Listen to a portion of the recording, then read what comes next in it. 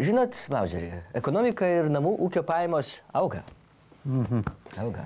Įtariu, kad studijavote sausus statistikos duomenys visą naktį. Ne. Čia iš policijos suvestinių. Jos parodo geriausiai, reiškia, kaip žmonės gyvena. Nu ir kaip? Žmonės gyvena geriau, nes daugėja gastronominio chuliganizmo atveju. Kaip būdavo anksčiau, prieš 5 metus. Vyras išleidęs paskutintą lytą, grįžta namo jo neįleidžia, tai jis padega namų duris. Taip? Taip. Taip. Anksčiau po žiemos grįžę žmonės į savo vasarnamius nerasdavo aliumininių indų. Kodėl? Dėl to, kad jie seniai metalo supirktuviai. Taip? Taip. Taip. Nu taip. Taip. Taip. Taip. Taip. Nu. Nu, o dabar kitaip? Nu. Tai dabar aišku kitaip. Skaitom suvestiniai nusikaltimas. Vyras tvojo žmonai per galvą šaldytą dešrą. Ką tai reiškiasi? Tai reiškiasi, kad dešra radosi pasi po ranka. Tai ką tai reiškiasi, kad tos dešros yra daug?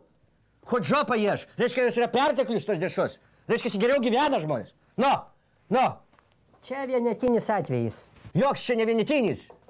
Vakar Pasvalio rajone žmogus žmoną į akį pamušė. Žinot su ko? Spėkit su kom. Galvoja pelė. Pelė galvoja. Nu. Čia galvojat? Nu, su kumščiu. Su kumščiu būdavo, kai gyvenimas buvo sunkus, kai nebuvo ką valgyti. O jis jai pamušė akį su vištienos gabalu. Su vištienos gabalu. Nu.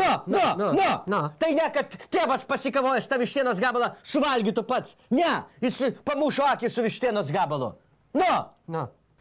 Gyvenims gerėjai, kaip pasakytų Uspaskicho partijos narys Gediminas Vagnorius. Nu jo, įdomus dalykas, ta statistika, žiūrėk, metai kiti. Nu. Ir į šeimos šitą krizių centrą kreipsis vyriškis koks nors sužalotas, raudonos įkrus, karbonkės, pripjautas, ar žmona kokia prismauktas su šituo originaliu Armani diržu.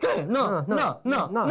Tai būtiniai konfliktai yra geriausias atspindys ekonominės namų ūkių situacijos. Nu.